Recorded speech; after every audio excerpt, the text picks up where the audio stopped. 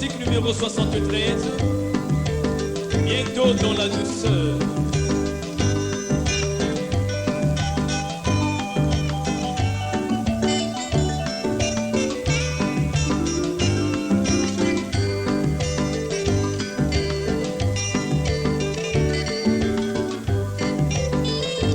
Il y a un endroit plus beau qu'un jour, et par la foi nous pouvons le voir, car le Père nous attend sur le chemin pour nous préparer la même palais. Et tout dans la douceur, nous nous rencontrerons sur cette île. Bientôt dans la douceur, nous nous rencontrerons sur cette île.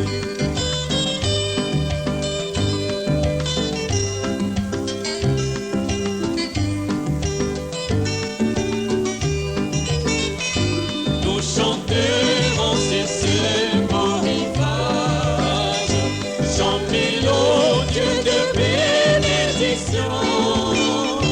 Nos esprits ne s'affligeront plus, pas un soupir pour les bénédictions. Bientôt dans la douceur, nous nous rencontrerons sur cette île. Bientôt dans la douceur, nous nous rencontrerons sur cette île.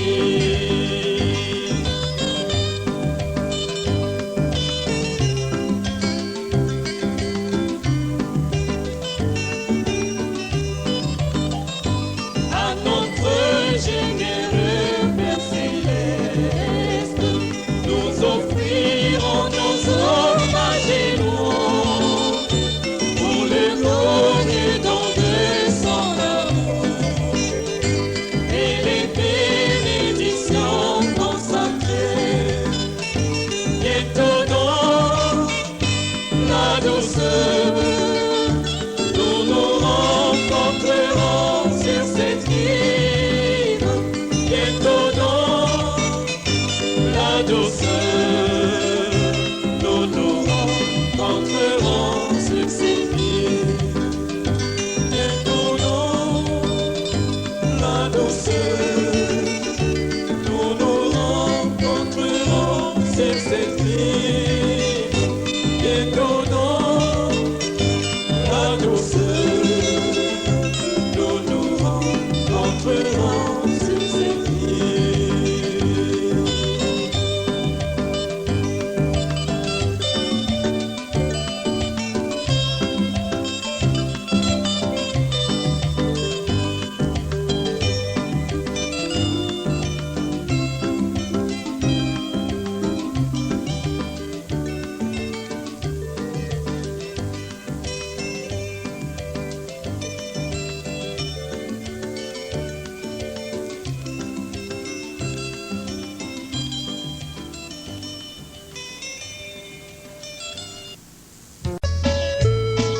Cantique numéro 27, ce monde ne peut me lier.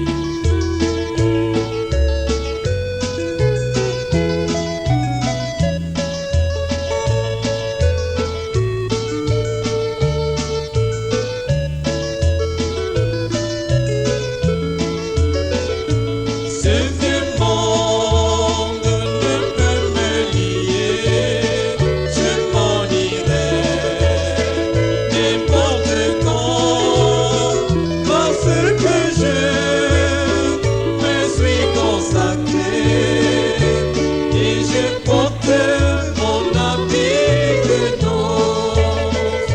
Ce vieux monde ne peut me lier, je m'en irai n'importe quand, parce que je me suis consacré et je porte mon habit de noces.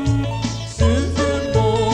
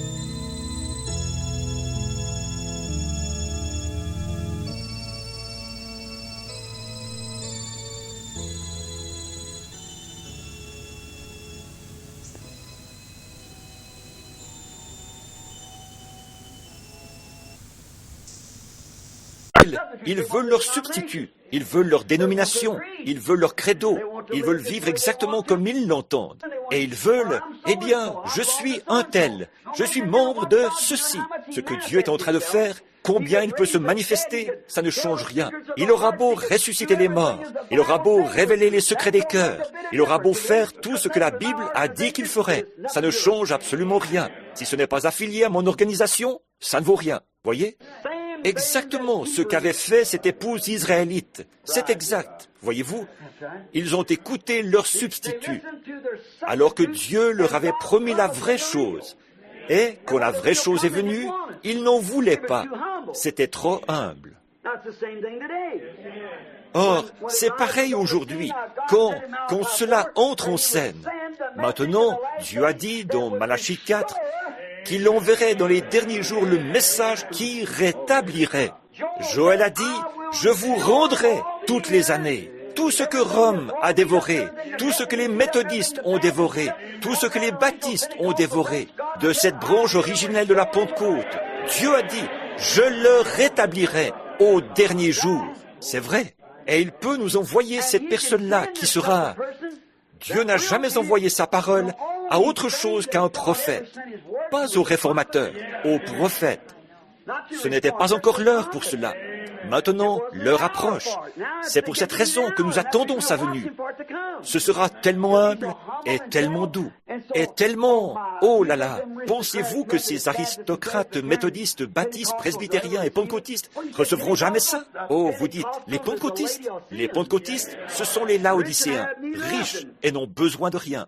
Il est dit, vous ne savez pas que vous êtes pauvres. Vous avez beau construire des édifices qui valent des millions de dollars. N'empêche que vous êtes pauvres, spirituellement pauvres. Oh, vous dites, moi je vois tout cela. Vous êtes aveugles. Eh bien vous dites, Dieu soit béni, je suis vêtu, nu. Eh bien, chez nous, les nôtres, je vous assure, nous avons des séminaires, nous, et vous ne le savez pas. Donc, c'est tout à fait l'inverse. Maintenant, si la Bible a dit que l'église de Laodicée serait dans cet état-là, et personne sur cette terre ne peut nier que cet âge est le dernier, parce que c'est l'âge de l'église de Laodicée, ou le 7e âge de l'église. Et nous y voilà. Le 2e millénaire s'achève. Il n'y a plus d'âge de l'église. C'est pour cette raison que vous, les frères de la dernière pluie, vous n'avez pas pu commencer une autre organisation. Il n'y en aura plus. C'est vrai, c'est la fin. Amen. Il ne peut plus y avoir d'autres âges de l'Église. Tout est terminé. Mais alors, si le message pentecôtiste était le dernier message, d'ailleurs, la justification, la sanctification et le baptême du Saint-Esprit, les 3 derniers messages, les 3 derniers âges de l'Église, forment la naissance complète. C'est comme quand une femme est sur le point d'avoir son bébé. La toute première chose qui arrive, c'est l'eau. Ensuite, c'est le sang. Ensuite, c'est la vie. Quand Jésus a été mis à mort sur la croix, la substance qui est sortie de son corps pour former la nouvelle, pour former la naissance, quand ils ont percé son côté, du sang et de l'eau sont sortis. Puis, entre tes mains, je remets mon esprit. Ce qui est sorti de son corps, c'est l'eau, le sang, l'esprit. Maintenant, c'est dans 1 Jean 5, 7 qu'il en est parlé. Il y en a 3 qui rendent témoignage dans le ciel. Le Père, la parole, qui est Christ, et le Saint-Esprit. Et les 3 sont d'accord. Ils ne sont pas un, mais ils sont d'accord. Et il y en a 3 qui rendent témoignage, ou ils sont un, je veux dire. Je faisais erreur là. Et les 3 qui rendent témoignage sur la terre, ce sont l'eau, le sang et l'esprit. Et ils sont d'accord. Vous pouvez être sanctifié sans être justifié, et vous pouvez être justifié sans être sanctifié. Vous pouvez être sanctifié sans recevoir le Saint-Esprit. C'est tout à fait vrai. Les disciples, dont Jean 17, 17, ils avaient été sanctifiés et ils avaient reçu le pouvoir de chasser les démons. Mais pourtant, ils n'avaient pas le Saint-Esprit. Voyez, certainement. Ils ont dû aller jusqu'à la Pentecôte et attendre la venue du Saint-Esprit. C'est là que Judas s'est montré sous son vrai jour. Vous voyez comment cet esprit a fait son chemin à travers la justification, la sanctification. Mais à la fin, il s'est montré sous son vrai jour. C'est vrai. Maintenant, remarquez, donc, nous voilà au temps de la fin. Et l'Ève spirituelle, tout comme l'Anat, comme l'Ève israélite avait reçu la promesse, que l'épouse israélite avait reçu la promesse que la parole reviendrait. Et l'épouse spirituelle de la Pentecôte, comme elle est tombée à Nicée, elle a reçu la promesse que dans les derniers jours, la parole reviendrait. Maintenant, vous dites, alors, si vous voulez un autre passage des Écritures, prenez Apocalypse 10 ici. Et il est dit, à l'heure, au moment où le dernier ange, le 7e ange, le 7e messager, commence à retentir, le mystère de Dieu est mené à terme. Voyez, le rétablissement, le retour à la parole. La Bible dit que ce messager des derniers jours, il les ramènerait à la foi originelle, à la foi des pères. Mais pensez-vous qu'ils reçoivent cela? Non, monsieur. Dans les derniers jours, il rétablirait à nouveau la parole originelle, comme il l'a dit dans Malachie 4.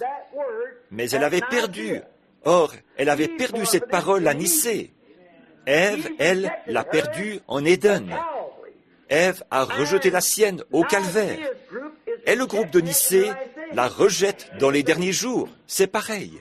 Oh là là. Mais quand la parole est venue dans une chair humaine, elle, Ève, l'Église israélite, la mère de toute vie spirituelle, cela, à l'époque, elle l'a rejetée. Elle était tellement morte dans ses traditions et dans ses dogmes qu'elle n'a pas vu. C'est la même chose pour celle-ci. Exactement. Bien. Ils ne le voient pas, lui, la parole vivante, manifestée dans la chair, par la parole promise. La parole a promis de faire ces choses. La promesse a été faite qu'il en serait ainsi dans les derniers jours.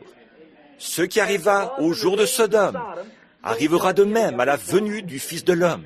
Maintenant, regardez ce qui s'est passé à Sodome. Ce qui arriva au jour de Noé arrivera de même à la venue du Fils de l'homme. Voyez, regardez ce qui s'est passé à cette époque-là. Voyez. Or, il a dit que ce serait la même chose. Et nous vivons dans ce jour-là. Eh bien, il doit y avoir, j'imagine que je pourrais trouver 600 promesses comme celle-là dans les Écritures, sur le même sujet. Voyez. Bon. Mais il la rejette. Elle s'est accrochée à ses traditions et à son substitut, au lieu elle s'est accrochée à ce sang, qui était un substitut, au lieu de prendre le vrai sang. Jésus, la parole, il a dit, quand celle-ci s'est manifestée à elle, que parce qu'elle s'accrochait à ses traditions. Jésus, la parole manifestée, il a dit à l'épouse israélite, parce que vous vous accrochez à vos traditions, vous annulez l'effet de la parole de Dieu sur vous. Elle ne peut pas faire son effet.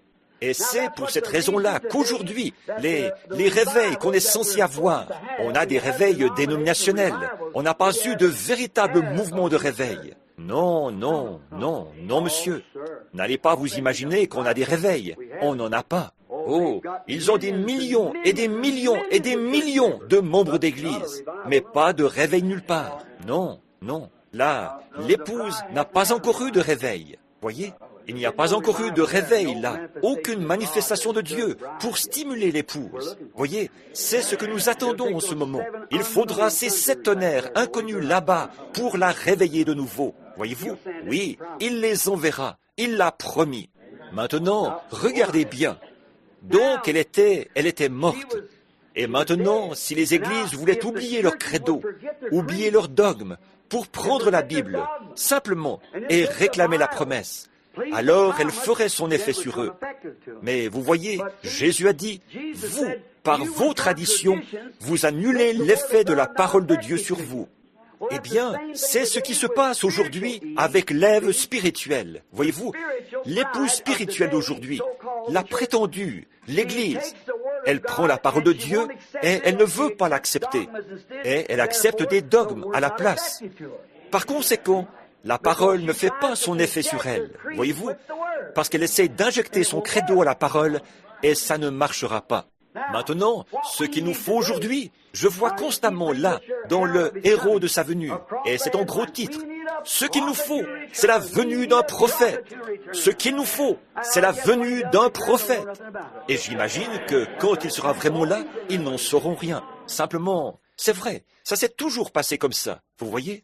Il nous le faut, on ne parle que de ça. Il nous faut la venue d'un prophète qui apportera la parole du Seigneur, qui ne reculera devant rien. Nous croyons que la Bible l'a promis. Or, je connais frère Moore et les autres. J'ai mangé chez lui et tout, le rédacteur en chef. Et je trouve qu'il n'y a pas de meilleur homme sur cette terre. C'est vraiment quelqu'un de très bien. Mais vous voyez, il sait que c'est une nécessité pour nous. Et Sœur Moore, c'est une femme vraiment très bien, la pauvre, et que de sacrifices ils font. Et à mon avis, c'est un des meilleurs journaux missionnaires, le héros de sa venue. Mais on constate qu'il proclame sans arrêt, « Il nous faut un prophète, il nous faut un prophète. » Voyez, oh là là, voilà de quoi il parle.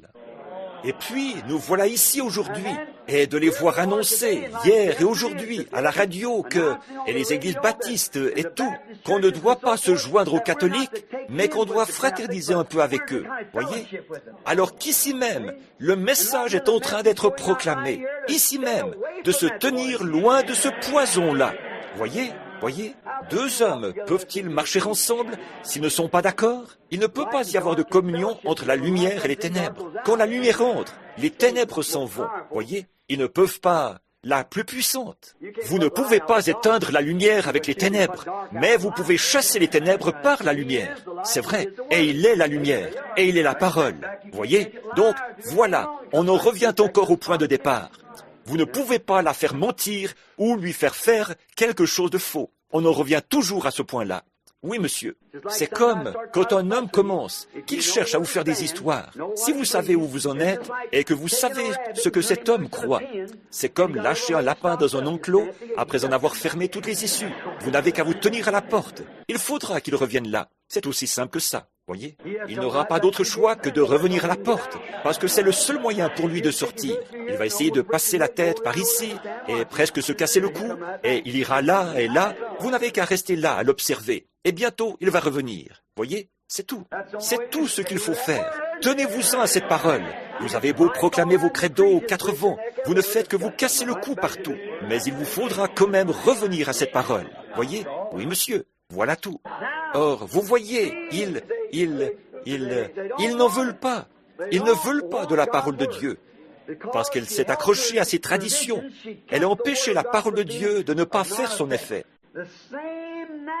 C'est pareil maintenant pour l'Ève spirituelle. Elle ne veut pas. Elle veut garder ses traditions et s'éloigner de la parole de Dieu. Elle s'accroche encore aux dénominations, à leurs credos et aux traditions de ses anciens, au lieu de prendre la parole de Dieu.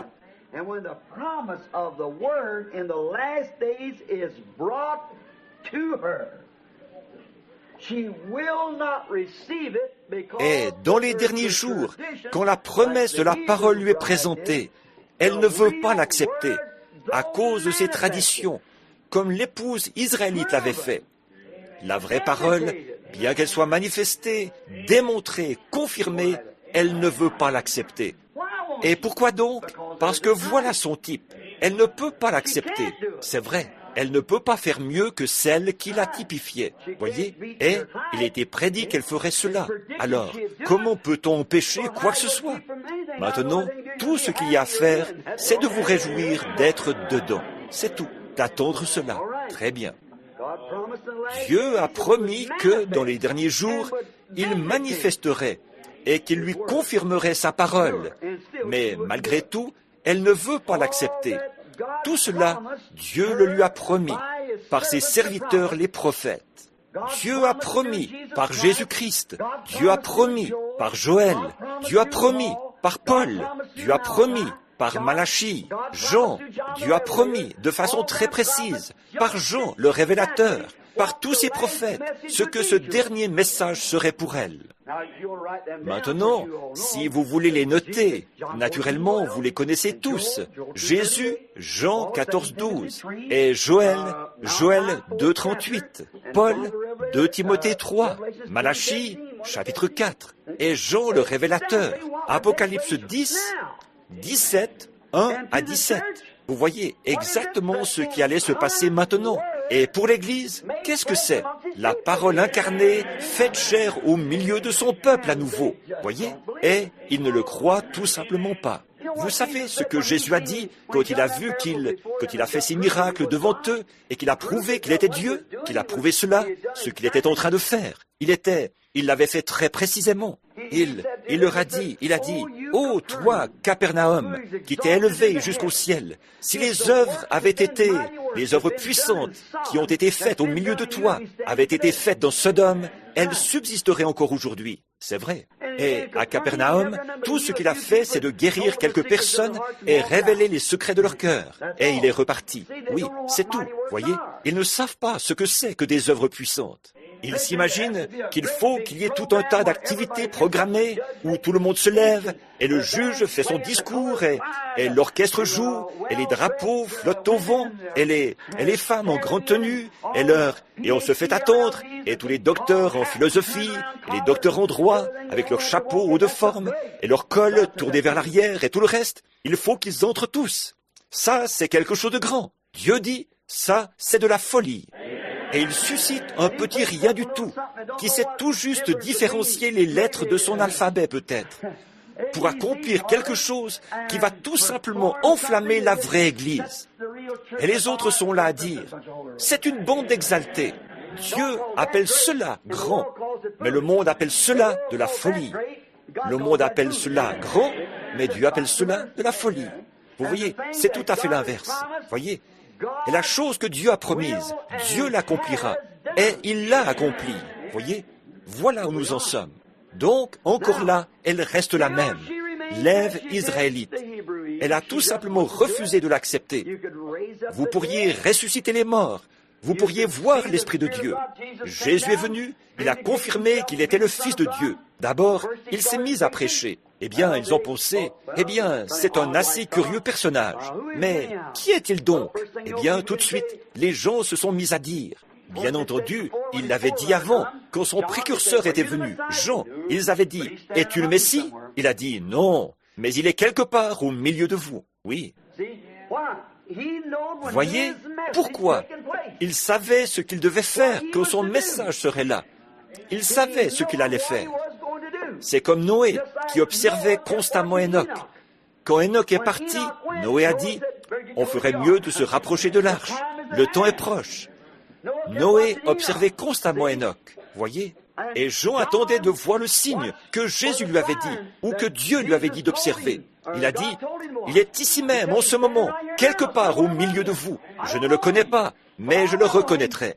Quand ils se tenaient là, ils ont dit, n'es-tu pas le Messie? Ils ont dit, nous avons été envoyés par notre quartier général. Oui, ils ont dit, les anciens et les autres nous ont envoyés ici. Si tu es le Messie, pourquoi ne viens-tu pas te faire connaître chez nous, plutôt qu'ici, au milieu de cette bande de je ne sais quoi? Viens te faire connaître chez nous. Il a dit, je ne suis pas le Messie. Il a dit, je suis la voix de celui qui crie dans le désert. Ça leur a passé complètement au-dessus de la tête. Ils ne savaient rien là-dessus, voyez-vous, et pourtant ils attendaient tous sa venue. Mais ça ne pourrait pas être un gars comme lui. Oh là là, ce serait terrible. De quelle école viens-tu? D'aucune. As-tu ta carte de membre? Qu'est-ce que c'est que ça? Voyez? Il était loin de Dieu. Il a dit, voici ce que j'ai. La cognée est mise à la racine de l'arbre. Maintenant, c'est tout ce qu'il avait. Il employait des termes de bûcheron, pas des termes de membres du clergé. Vipère, cognée, arbre, et ainsi de suite. Il n'employait pas des termes d'ecclésiastique. Mais Jésus a dit qu'il n'y avait jamais eu de prophète semblable à lui. De ceux qui sont nés d'une femme, jamais il n'en a paru de semblable à lui jusqu'à son jour. C'est vrai, il était plus qu'un prophète. Il était le messager de l'Alliance. Il a servi de lien entre les deux dispensations. Voyez, plus qu'un prophète. Et alors, ils ne l'ont pas reconnu. Ils ne l'ont pas compris. C'était un homme d'un genre assez bizarre. Donc, ils n'en ont fait aucun cas, vous voyez. Ensuite, quand Jésus est arrivé, alors, ils n'allaient pas l'accepter, ça c'est sûr. Ce fils de charpentier, rien de tel. Lui qui avait la mauvaise réputation d'être illégitime. Et pas question qu'ils allaient voir un tel homme. Mais regardez ce que Dieu a fait. Il a choisi les gens sans instruction, des pauvres, des pêcheurs, des bûcherons, des fermiers et des prostituées. Et il a laissé de côté les dignitaires. Pourquoi? Qu'est-ce? Pourquoi a-t-il fait ça? Pourquoi a-t-il fait une chose pareille? Vous vous imaginez? C'est parce que ces gens-là, eux, ils ont reconnu qu'il était la parole. Maintenant, considérons-les un instant. Voilà un vieux pécheur ignorant qui ne sait même pas écrire son nom. La Bible dit que c'était un homme du peuple sans instruction. Il arrive avec ses poissons, il les dépose par terre. Il va voir pourquoi il y a tout ce bruit là-bas. Mais tout au fond de lui-même, il savait que la Bible disait que le Messie, tous les Hébreux attendaient le Messie, parce que, quand il viendrait, il devait se produire un fait biblique. un grand nombre de messies avaient paru en disant « Je suis celui-là ». Et ils avaient entraîné des centaines de gens à leur suite. Et ils avaient péri et tout. Mais vous voyez, ça avait pour but de détourner du vrai Messie quand il viendrait. On a eu des vêtements d'Élie, des manteaux d'Élie et tout le reste. Mais ça c'est seulement pour détourner du vrai quand il sera vraiment là. Voyez, c'est vrai. Toutes sortes de gens ont porté des robes, des vêtements, et ils se sont fait ensevelir, enveloppés de toutes sortes de toges, sens devant, derrière, et tout le reste. Ça ne fait que confirmer. C'est comme un faux dollar. Ça montre qu'il y en a un vrai quelque part, pourvu qu'on arrive à le trouver. Voyez? Donc, le voilà qui arrive. Bon, les dignitaires se sont présentés là. Ils étaient tellement attachés à leur substitut. Voyons donc, ils ont dit, si le Messie vient, certainement qu'il viendra vers Caïphe. Il viendra dans notre dénomination. Il viendra chez les pharisiens. Les sadducéens, ça, c'est ce que vous pensez. Il viendra chez les sadducéens. Et voilà comment ça se passait entre eux. Vous voyez? Exactement comme aujourd'hui. Bon, mais quand il est venu, c'était étrange. Il est venu, d'une manière tout à fait contraire à ce qu'il croyait. Seulement, il est venu conformément à la parole. Et il ne connaissait pas la parole. Permettez que je le dise réellement, pour que cela pénètre très profondément. Je veux que ce soit bien saisi. Voilà ce qui ne va pas avec vous aujourd'hui. Voyez-vous, vous ne connaissez pas la parole. Voyez, Jésus a dit, vous savez discerner l'aspect des cieux, mais vous ne pouvez discerner les signes du temps. Il disait, nous avons Moïse. Alors il a dit, si vous aviez connu Moïse, vous m'auriez connu. Il ne connaissait pas Moïse. C'est pourquoi il ne savait pas. Tout ce qu'il connaissait, c'est un credo qu'ils avaient concocté. Bon, prenons donc ce brave pêcheur. Il dépose sa corbeille. Il lisse sa barbe grise et il y va. Je pense que je vais aller voir qui c'est. Son frère disait, viens, allons là-bas. Il disait, c'est cet homme, c'est le même. C'est cet homme dont ils ont dit l'autre jour, hier soir, j'ai passé toute la soirée avec lui. Tu te souviens de ce Jean dont je te parlais? Oui, cette espèce de barbare là-bas, oui, j'en ai entendu parler. Eh bien, ce brave Simon, vous savez, il a dit, j'ai entendu parler de lui, là-bas. Oui, il y a déjà 2 ou 3 mois qu'il est là, oui. Eh bien, il a dit, un jour qu'il était là-bas, il a dit une chose bizarre. Il a dit, vous savez, le voilà qui vient à l'instant même. Ils ont dit, comment le sais-tu? En regardant de ce côté-là, il n'y avait là qu'un homme comme les autres. Il a dit, je vois l'Esprit de Dieu descendre comme une colombe. J'entends une voix qui dit, c'est lui, celui-ci est mon fils bien-aimé, en qui je me plais à demeurer. Alors, il est tout de suite entré dans l'eau et il l'a baptisé et tout. Eh bien là, il a dit qu'il l'avait reconnu. Oh, je ne suis vraiment pas sûr, a dit Simon. J'ai déjà entendu tout ça bien des fois, mais là, il y va. Seulement au fond de son cœur, il y avait une semence prédestinée. Voyez, Jésus l'a dit, c'est vrai.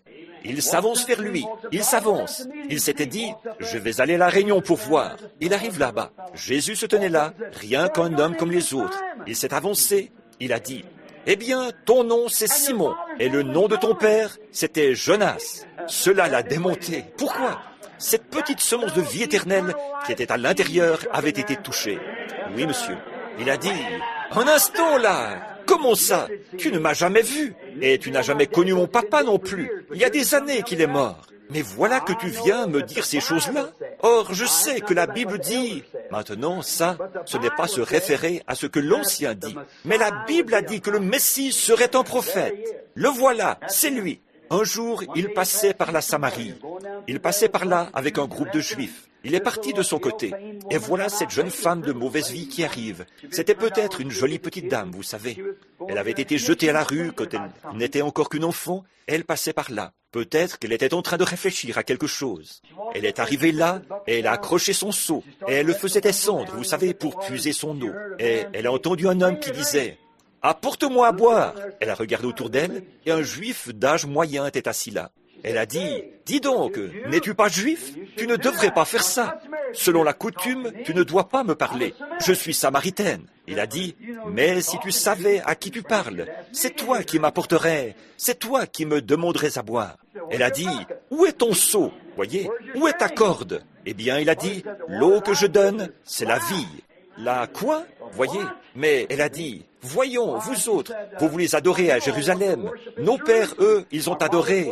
Oh, il a dit, c'est vrai, seulement. Il a dit, nous les Juifs, nous adorons ce que nous connaissons.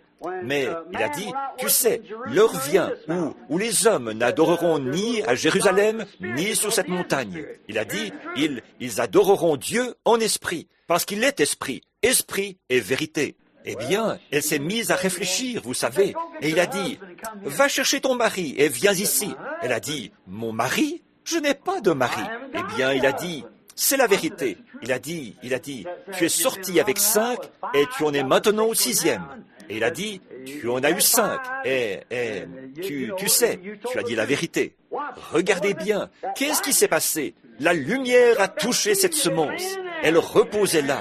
Elle avait été prononcée par Dieu. Oui, monsieur, la semence était sur la terre. Quand Dieu a écarté l'eau et que le soleil l'a touchée, elle a pointé. C'est vrai, voyez, tout ce dont elle avait besoin, c'était du soleil. Elle avait seulement besoin de lumière. Oui, monsieur. Alors, quand le Saint-Esprit, en lui, a écarté sa vie passée, et la lui a montré, la lumière l'a touchée.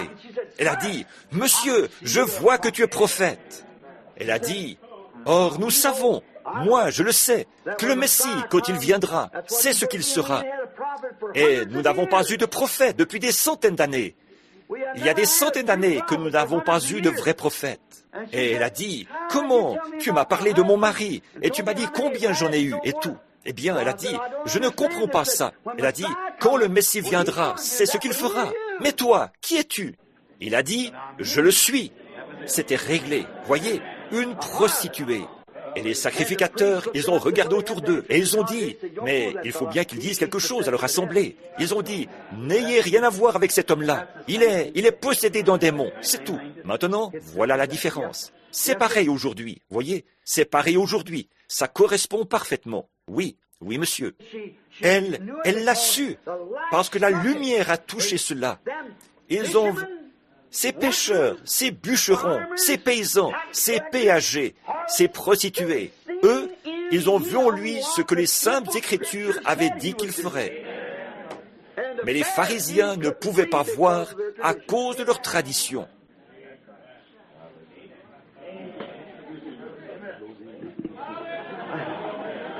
Ils ne pouvaient pas voir à cause de leur tradition. Mais la prostituée, les paysans, et tous ceux-là, eux, ils ont vu. Tous ceux qui étaient prédestinés. Quand les doutes se sont retirés, la semence a commencé à pousser. C'est vrai. Qu'est-ce qu'elle a fait? Elle a dit, « Je suis bien contente d'avoir rencontré le Messie. » Oh non, frère. Elle s'en est allée tout de suite dans la ville. Elle n'a plus pensé à son eau. Elle a dit, « Venez voir un homme qui m'a dit ce que j'ai fait. » N'est-ce pas exactement ce que l'Écriture a dit que le Messie ferait? N'est-ce pas exactement cela? Et les gens pouvaient voir la même chose. Comme Jésus-Christ a annoncé dans Jean 14:12 que cela arriverait de nouveau, il a aussi annoncé dans Luc, quand il a dit ce qui arriva au jour de Noé. Dieu qui s'était manifesté dans un homme et qui avait dit qui était derrière lui, et ce que Sarah avait fait quand elle avait ri dans la tente. Et tous ces passages des Écritures, dans Malachie et tout, qui ont été prédits pour les derniers jours. Hébreux 4 dit que quand la parole va revenir, Malachie 4 dit qu'elle reviendra par le moyen d'un homme. Dans Hébreux 4, il est dit, la parole de Dieu discerne les pensées qu'il y a dans le cœur. Et ils peuvent le voir s'accomplir et s'en détourner carrément. Leur tradition les empêche de le voir et en annule l'effet. Eh bien, voilà où nous en sommes. C'est tout. Oui. Vous savez, aujourd'hui, il pourrait faire la même chose. Il pourrait entrer en scène et faire les mêmes choses qu'il a faites à l'époque, comme il a dit qu'il le ferait. Voyez, il a promis de le faire. Il a promis de le faire. Et s'il faisait la même chose, le messager de Laodicée est censé le faire. Et alors, si l'église de Laodicée le voit s'accomplir, ils feront exactement ce que l'église israélite a fait au commencement. Peu importe que ce soit parfaitement bien confirmé. Oh, ils vont le faire quand même. Oh là là. Maintenant, il est dit qu'il en serait ainsi, que nous retournerions à la parole originelle et serions manifestés tels que promis, pour rétablir de nouveau la foi originelle de nouveau. Et s'il s'est fait connaître, qu'il a montré à son peuple qu'il habitait au milieu d'eux en faisant ces choses, il pourrait même se faire photographier, en donner une preuve scientifique. Et malgré tout, il n'y croit pas. Et cela a été prouvé. Il a permis que l'œil mécanique de l'appareil le fixe sur la pellicule, alors qu'il était là, cette même colonne de feu, le même hier, aujourd'hui et pour toujours. Hébreux 13:8, pour le démontrer par la science et de toutes les autres manières scientifiquement dans le domaine spirituel. Cela a été confirmé de toutes les manières possibles. Et vous savez probablement qu'il ferait la même chose, probablement qu'il s'en détournerait carrément, qu'il ferait la même chose que ce qu'eux avaient fait. Oh, que Dieu nous aide! Oh, nous allons nous arrêter ici. Mais que Dieu nous aide maintenant à voir, c'est ma prière. Comme nous arrivons maintenant, en effet, je ne veux pas vous garder trop longtemps. Que Dieu nous aide à voir. Je pense que, comme l'Esprit est sur nous, ce serait peut-être le bon moment pour qu'il nous aide à révéler, à ouvrir ce sceau. Lisons. Alors que nous voyons dans quel état se trouve l'Église, que nous voyons ce qui a été, nous avons vu ce qu'ils ont fait, nous avons vu à quoi ils devaient en arriver, et nous voyons que c'en est là, et nous voyons ce qu'ils étaient censés faire. Et c'est exactement ce qu'ils ont fait. Maintenant, vous voyez où nous en sommes? C'est à vous d'en juger. Je ne peux pas juger. Je ne suis responsable que d'apporter cette parole. À mesure qu'elle m'est donnée, alors je peux l'apporter. Tant qu'elle ne m'est pas donnée, je ne peux pas l'apporter. Personne d'autre ne le peut. Quand il ouvrit le troisième sceau, j'entendis le troisième être vivant qui disait « Viens et vois ». Je regardai et voici parut un cheval noir. Celui qui le montait tenait une balance dans sa main.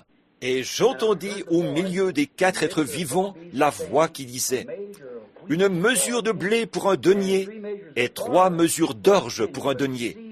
Mais ne fais point de mal à l'huile et au vin. » Donc, l'agneau a le livre dans sa main et il est en train de briser les sceaux. Il a brisé le premier, le deuxième et maintenant il brise le troisième. Et alors qu'il le brise, que l'agneau le brise, le troisième sceau, le troisième être vivant. Maintenant, combien savent à quoi ressemblait le troisième être vivant? Il était semblable à un homme. Le premier était semblable à un lion, le suivant était semblable à un veau ou à un bœuf, et le troisième était semblable à un homme, comme un homme. Et il a entendu l'être vivant, l'être vivant semblable à un homme a dit à Jean, viens voir ce que c'est, ce mystère qui était caché. Tout au long des années de la rédemption, depuis la fondation du monde, ce qui va arriver, s'était caché sous ce sceau. Maintenant, viens et regarde ce que c'est. Et donc, il l'ouvre, un tonnerre retentit, et l'agneau ouvre les sceaux. Bon, alors Jean s'est approché pour voir ce qu'il en serait. Qu'est-ce qu'il a vu? Il a vu un cheval noir, et celui qui le montait tenait une balance, ou une balance à plateau dans sa main. Bon, c'est la première chose qu'il a vue. Quand l'agneau l'a annoncé, qu'il a brisé le sceau, alors l'autre être vivant. Vous voyez, les êtres vivants font l'annonce à tour de rôle. Viens voir. Et de l'endroit où il se tenait, disons comme ceci, Jean s'est avancé de ce côté-ci. Quand l'agneau a ouvert, il s'est avancé. D'habitude, il y a un coup de tonnerre, comme nous l'avons vu dans le premier sceau. Et il regarde pour voir ce qui va se passer. Et il voit venir un homme, d'abord sur un cheval blanc. Il le regarde aller à cheval. Et jusqu'au bout, Jean le voit jusqu'à la fin. Il le voit venir sur son cheval blanc, il a un arc à la main, et ce cavalier, il n'a pas de flèche. Ensuite, il le voit qui reçoit une couronne, et qui continue à cheval jusqu'à la fin. Et puis, nous voyons là que l'agneau, voilà que cela recommence. Il en ouvre un autre, et il regarde. Maintenant, c'est un cheval roux qui arrive. Ici, cet homme a une épée à la main. Il s'en va à cheval d'un bout à l'autre de l'écriture, vous voyez, avec cette épée à la main. Et il devait mettre à mort et enlever la paix de la terre. Maintenant, l'agneau ouvre un autre sceau, un autre être vivant, celui semblable à un homme, dit « Viens et vois ». Maintenant, il s'avance pour voir ce que c'est. Et à ce moment-là, voilà un cavalier qui arrive sur un cheval noir. Or, hier soir, nous avons vu que le cavalier qui montait le cheval blanc et celui qui montait le cheval roux, c'était le même. Et la voix dit du milieu des êtres vivants, elle s'est écriée. Vous voyez, là, il est allé voir ce que c'était. Il était dans ces êtres vivants, et il a vu ce cheval noir. Et quand la voix Du milieu des 4 êtres vivants s'est écrié, une mesure de blé pour un denier, et 3 mesures d'orge pour un denier, mais ne fait point de mal à l'huile et au vin. Voyez, ce cavalier, parlons de lui. Si vous remarquez, le premier cavalier, qui il était. Et nous avons vu hier soir, selon les Écritures, que le deuxième cavalier, c'était exactement le même homme, seulement il montait un autre cheval. Qu'est-ce qui s'est passé? Il a changé de ministère. Voyez, c'est vrai. Nous avons vu que c'était un antichrist et qu'il avait changé de position.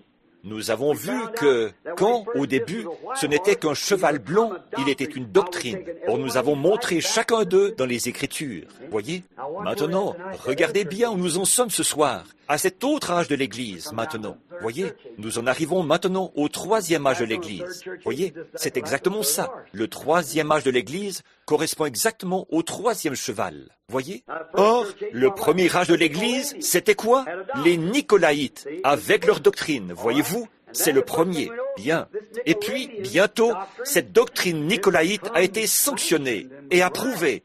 Elle est passée à l'action. Et ils ont couronné cet individu. Alors, cet esprit, cet antichrist, s'est incarné dans un homme. Voyez? Et nous avons vu que, plus tard, il devient aussi le diable incarné. Le démon s'en va et le diable entre. Et exactement comme l'Église, qui est comme ça, l'Église antichrist, elle avance. L'épouse aussi est passée par différentes choses. La justification, la sanctification, le baptême du Saint-Esprit, et elle continue à avancer, vous voyez, exactement comme ça. Seulement eux, ils ont eu le réveil en premier, alors que l'Église, elle l'a en dernier. Leurs 3 premières années, leurs 3 premières étapes à eux, ont conduit à l'âge des ténèbres. Ensuite, les 3 étapes, c'est l'Église qui sort. À partir de la justification, de la sanctification, du baptême du Saint-Esprit, jusqu'à Dieu incarné, manifesté parmi nous. Le voilà qui s'introduit comme antichrist, comme faux prophète. Ensuite la bête, et puis il y a l'âge des ténèbres. Et l'Église sort de cet âge des ténèbres. La justification, la sanctification, le baptême du Saint-Esprit, la parole incarnée, ce qu'il en est maintenant. Et il descend, oui, vous voyez ça? Il descend. L'Église monte. Voyez, ça ne pourrait pas être plus parfait. Oh, c'est de toute beauté. J'aime vraiment ça. Ce cavalier, c'est le même, mais dans une autre étape de son ministère. La première étape, un cheval blanc, voyez-vous. Il n'était qu'un enseignant antichrist. Il était contre la parole de Dieu. Et bon, qu'est-ce qui fait qu'on est antichrist? Quiconque nie que chaque parole de ceci n'est pas vraie et doit être enseignée exactement telle qu'elle. C'est un antichrist, parce qu'il nie la parole, et il est la parole. Maintenant, la première étape, le cheval blanc, il n'était qu'un enseignant, mais un esprit antichrist dans sa doctrine et dans son essence. Il était innocent, il semblait bien inoffensif. Il faisait simplement son chemin. C'est la façon dont Satan s'introduit. Oh, c'est un fin renard. Il a dit à Ève, il a dit, « Voyons, tu sais, tu es en quête de sagesse. Tu ne sais pas ce qui est bien et ce qui est mal. » Il a dit, « Or, si tes yeux s'ouvraient, alors tu saurais ce qu'il en est. » Et il a dit, « Le fruit est très agréable, il est bon, il est agréable à la vue. Tu devrais s'en prendre là. Tu ne sais pas s'il est bon ou pas, hein? Non, je ne sais pas. Mais Dieu a dit de ne pas le faire. Mais, oh, bon, je sais, mais Dieu a dit que nous mourions. Il a dit, certainement qu'il ne fera pas ça. Vous voyez, tout cela avec la plus grande douceur. Regardez le résultat. Observez la façon dont cet esprit antichrist a pris naissance au sein de l'Église primitive. Une doctrine nicolaïte. Nikao, conquérir les laïcs. Établir un saint homme. Oh, c'est tout à fait Eh bien, tout ce que nous voulons, c'est de la communion fraternelle. Voyons, vous êtes tous dispersés. Personne ne sait où se trouvent les autres. Je pense qu'on devrait former une organisation ensemble, juste pour se distinguer. Vous voyez, on va se rassembler. On devrait former un club. Et c'est bien ce que c'est. L'Église chrétienne des méthodistes, ça n'existe pas. Ce n'est pas une église, c'est un club. Celle des baptistes, ce n'est pas une église, c'est un club. Il n'y a qu'une église, c'est le corps mystique de Jésus-Christ. Et vous y naissez, c'est vrai, par prédestination. C'est vrai, tous ceux que le Père m'a donnés viendront. Nul ne peut venir si le Père ne l'appelle. Et tous ceux qu'il m'a donnés viendront à moi. Alors c'est ça.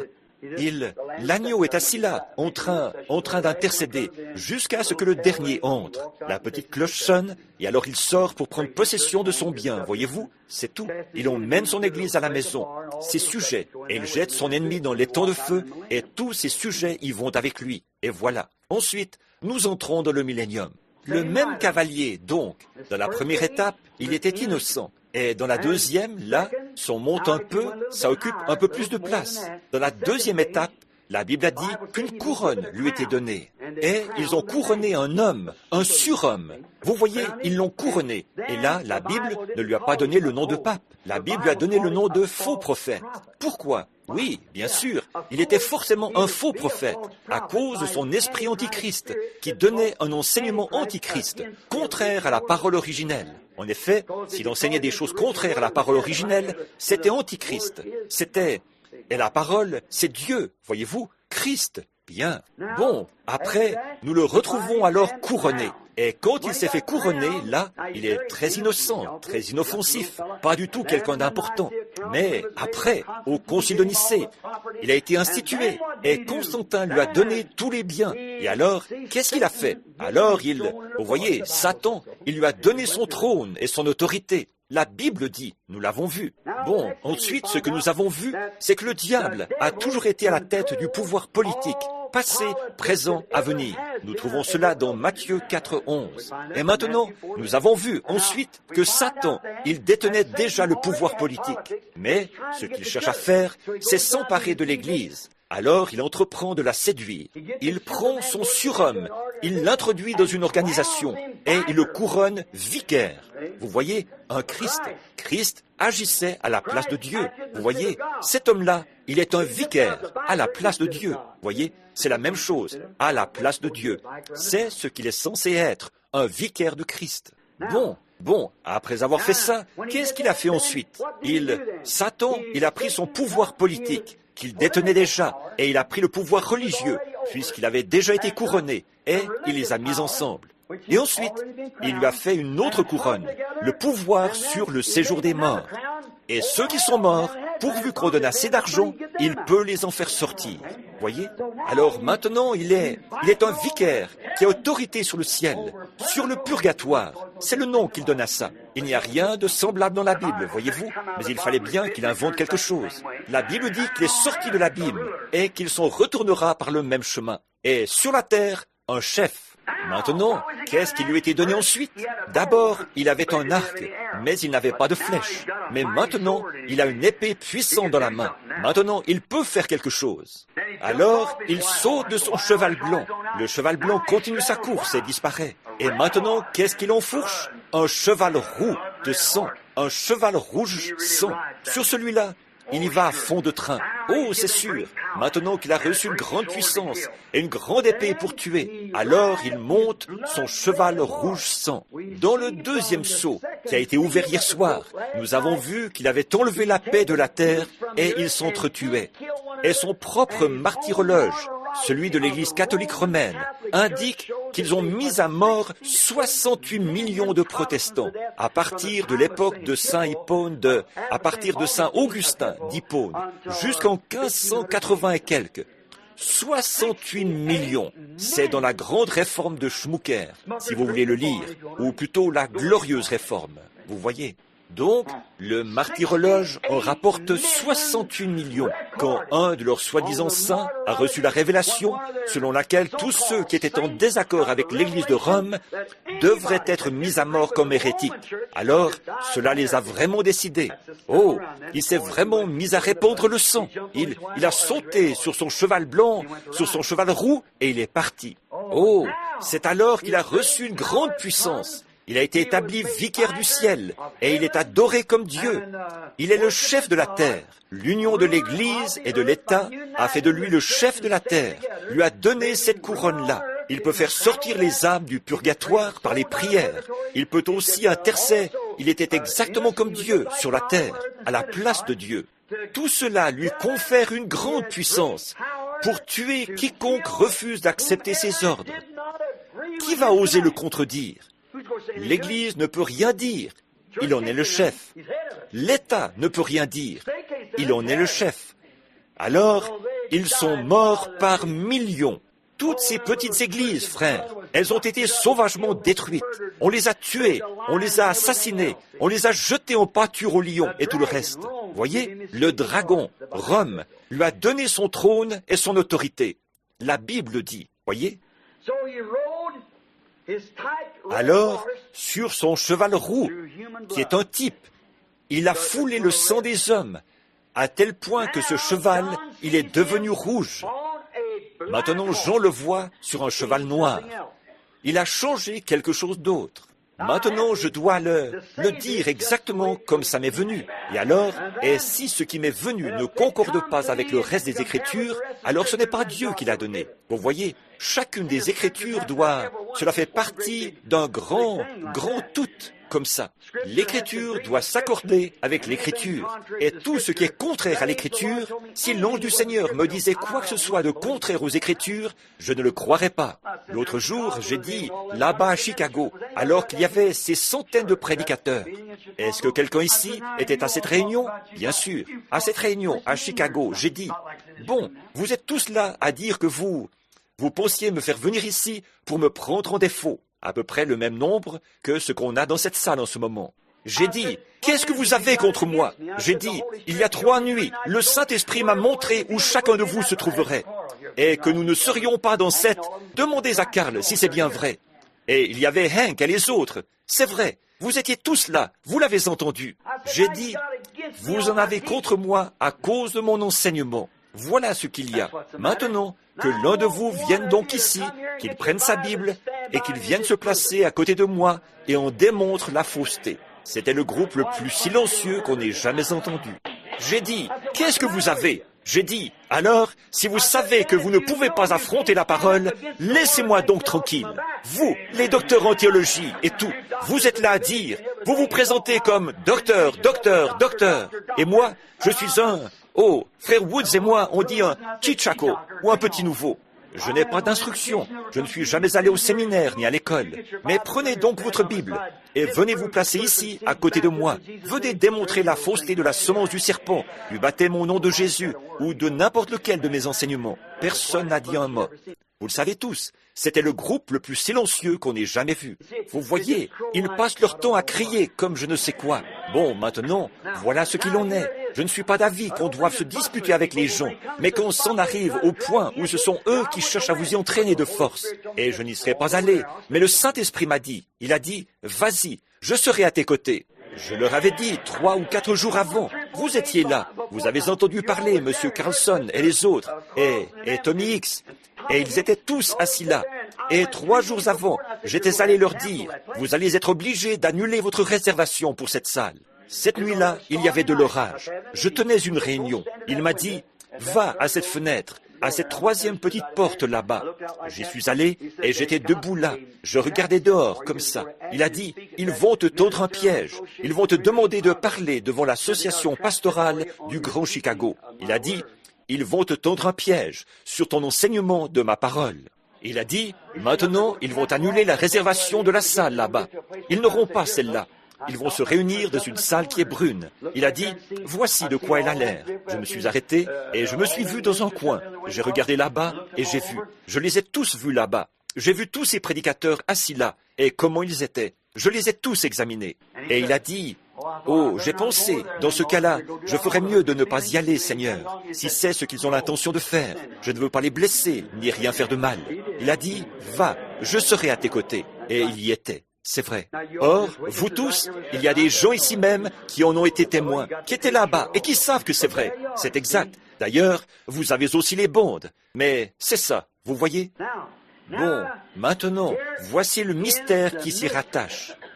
Et maintenant, quand cela m'a été révélé tôt ce matin, avant l'aube, alors j'ai vite pris l'Écriture et je me suis mis à examiner, à vérifier.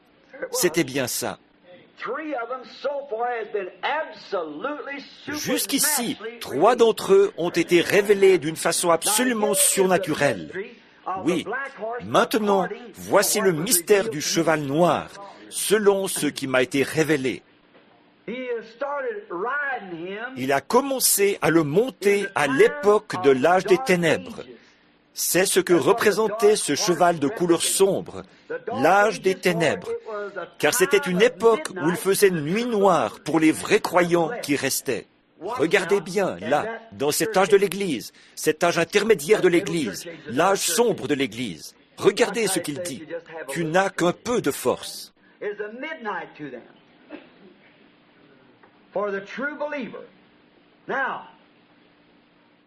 Il faisait nuit noire pour eux, pour le vrai croyant. Maintenant, regardez bien. Presque tout espoir avait été ôté à la vraie Église, puisque cet individu dirigeait à la fois l'Église et l'État. Qu'est-ce qu'ils vont faire? Vous voyez, le catholicisme avait pris la direction à la fois de l'Église et de l'État. Et tous ceux qui n'étaient pas d'accord avec le catholicisme étaient mis à mort. C'est pour cette raison qu'il était sur un cheval de couleur sombre. Et regardez quelle chose sombre il a faite. Vous voyez, alors vous saisirez. Et vous, si vous vous y connaissez en histoire, observez ça. Et vous, en fait, vous n'avez même pas besoin de vous y connaître pour savoir ceci. Maintenant, regardez bien. Tout espoir s'était envolé. C'est son cheval noir. Donc, il est arrivé sur son cheval blanc, la ruse. Ensuite, il a reçu le pouvoir, il a enlevé la paix, il en a massacré des millions. C'est ce qu'il allait faire, alors qu'il continuait sa course. Et c'est ce qu'il fait encore maintenant. Voyez? Bon, le voici qui s'avance maintenant sur son cheval noir, l'âge des ténèbres. C'était cette époque-là, presque tout de suite après que l'Église a formé une organisation et a pris le pouvoir. Ils ont réprimé tout ce qu'il y avait d'autre. Et il y a eu quelque chose comme des centaines et des centaines et des centaines d'années de cette époque que tous ceux qui lisent sur le sujet connaissent comme l'âge des ténèbres. Combien savent ça? Bien sûr, l'âge des ténèbres. Le voilà, votre cheval de couleur sombre. Il représente l'âge des ténèbres. Donc, tout espoir s'était envolé, plus le moindre espoir. Tout semblait noir pour le petit groupe de croyants. Maintenant, voilà la raison pour laquelle c'est appelé, c'est représenté par le cheval de couleur sombre. Sa balance, ou sa balance à plateau dans la main. Vous voyez, il crie, une mesure de blé pour un denier et 3 mesures d'orge pour un denier. Vous voyez, en fait, ce sont, le blé et l'orge, ce sont les éléments de base pour le soutien de la vie naturelle. C'est avec ça qu'on fait le pain et tout.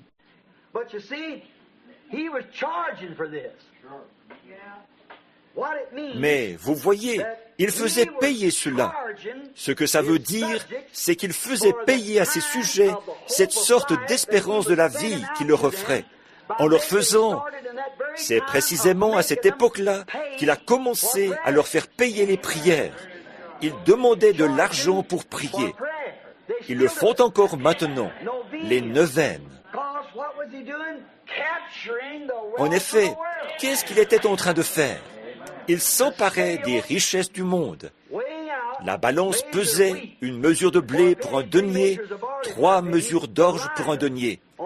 Le cavalier sur le cheval noir, vous voyez, il dépouillait ses sujets de leur argent, alors que la Bible l'a prédit, qu'il détient à peu près toutes les richesses du monde. Comme nous le disions hier soir, en parlant de la Russie et tout ça, ils prennent simplement tout l'argent et ils dépouillent les gens de tout ce qu'ils ont, de tout. Alors, voilà.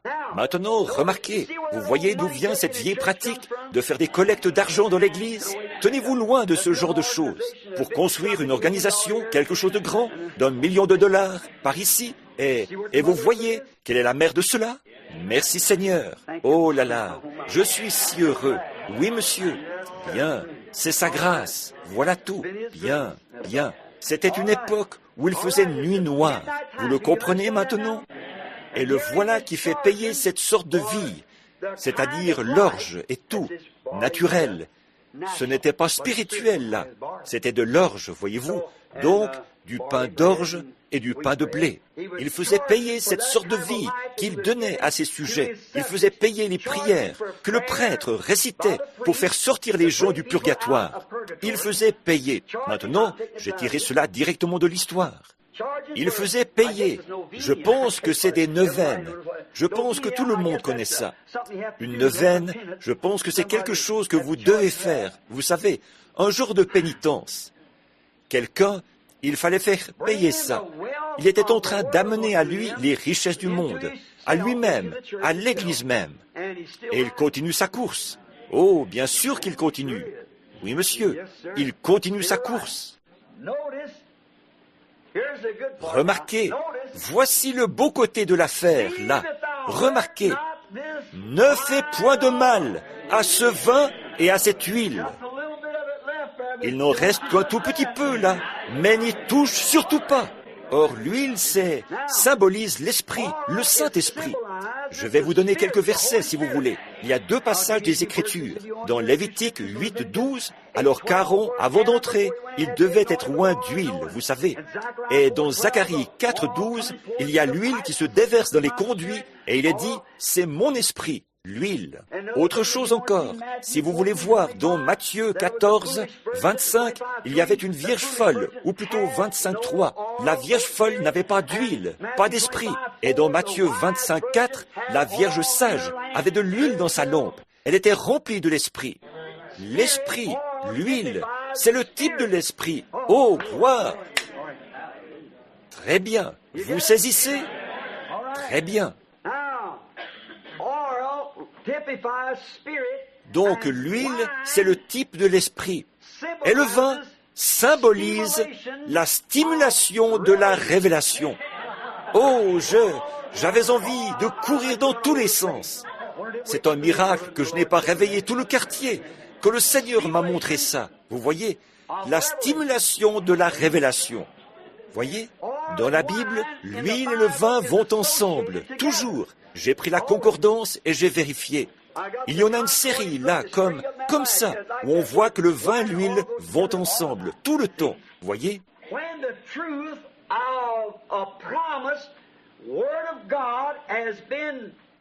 Quand la vérité d'une parole de Dieu qui a été promise a vraiment été révélée à ses saints, qui sont remplis d'huile, alors ils sont tous stimulés.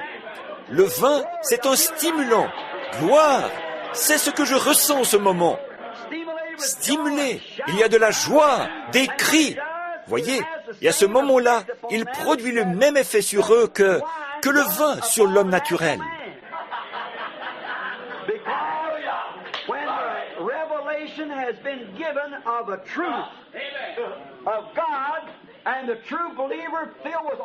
En effet, quand la révélation d'une vérité de Dieu est donnée, et que le vrai croyant est rempli d'huile, et que cette révélation est révélée, la stimulation devient tellement grande qu'il lui donne un comportement anormal. C'est vrai, gloire! Vous voyez, c'est justement ce qui leur arrive en ce moment. C'est vrai, ça leur donne un comportement qui semble inconvenant. Maintenant, si vous voulez un passage de l'Écriture pour ça, lisez un peu Acte 2. Qu'est-ce qu'ils avaient? Ils avaient la promesse qui leur avait été faite. Quand la totalité de la promesse du Saint-Esprit a été déversée sur eux, et que cela a été confirmé de façon conforme aux Écritures. Maintenant, vous voyez, qu'est-ce qui serait arrivé s'ils avaient dit, « Bon, attendez, il nous a dit d'attendre ici pour recevoir notre ministère. » Et qu'au bout de 8 jours, ils avaient dit, « Eh bien, je vais vous dire, les gars, que Marc avait dit à Matthieu, je crois qu'on l'a déjà, les amis. Vous ne pensez pas? Vous voyez, on l'a déjà. Pendant qu'on attend notre ministère, là, on devrait tout simplement sortir, aller prêcher. Il nous a dit de venir ici et d'attendre. Et il y a déjà 8 jours qu'on est là. Eh bien, attendons donc un autre jour. Au bout de 9 jours, voilà Marc qui s'amène, ou peut-être un des autres, Jean, et il dit, je crois qu'on ne devrait pas attendre plus longtemps. Je crois qu'on l'a déjà. Pas vous? Là, je peux m'imaginer Simon, parce que c'est lui qui avait les clés, vous savez. Un instant, là, les gars. L'Écriture dit quelque chose à ce sujet-là. Il ne nous a pas dit au juste combien de jours attendre. Il a dit, restez là jusqu'à ce que la prophétie de Joël s'accomplisse, jusqu'à ce que la prophétie d'Ésaïe soit confirmée. Car c'est par des lèvres balbutiantes et par des langues étrangères que je parlerai à ce peuple. Et c'est ici le rafraîchissement, c'est ici le vin qui est déversé. Le vin représente quoi dans la Bible? Des rafraîchissements. Voilà les rafraîchissements qui viennent de la présence du Seigneur. Voyez, il faut que ce soit selon l'Écriture, là. Voyez? Alors, vous voyez, Le vin représente la stimulation de la révélation. Et quand le Saint-Esprit est descendu, qu'ils ont vu le feu de Dieu descendre sur eux, oh là là, la stimulation a commencé à les gagner. Et bientôt, ils étaient tellement stimulés que les gens pensaient vraiment qu'ils étaient ivres. Mais ils étaient stimulés par la révélation. Dieu, écoutez bien ceci. Cantique numéro 60. Ils viennent.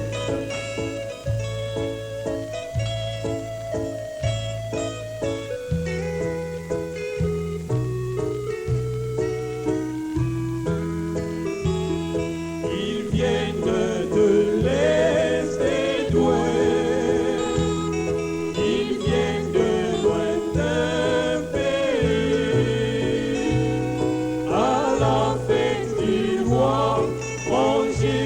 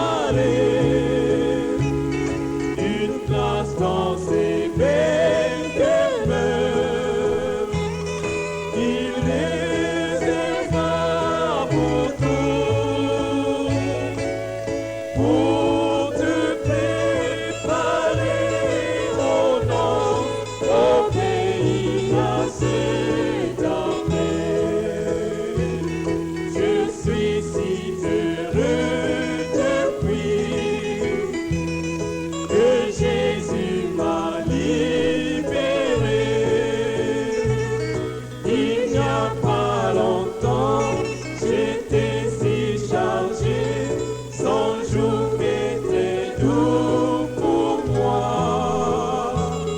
Mon âme était plus que lui, mais tout s'est envolé. Maintenant je crie victoire, car Jésus m'a libéré.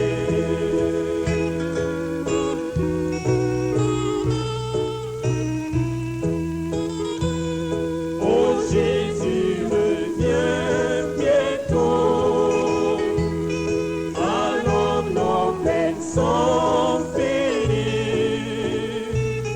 Si notre Seigneur venait maintenant pour ceux qui sont sans péché,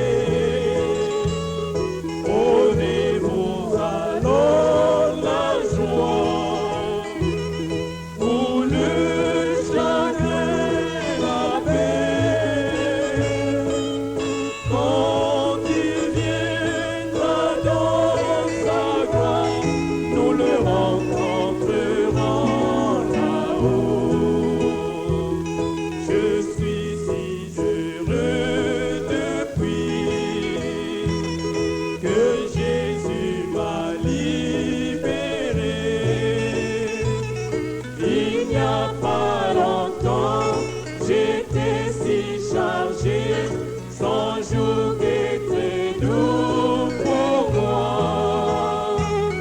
Mon âme était plus que lui, mais tout s'est envolé.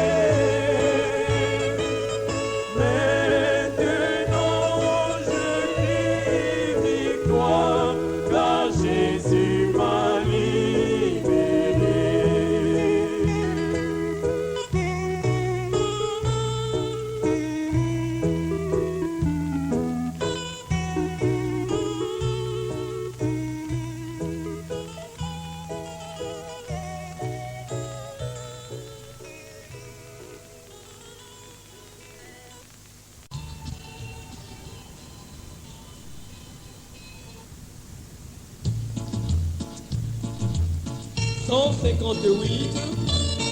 Les prédestinés.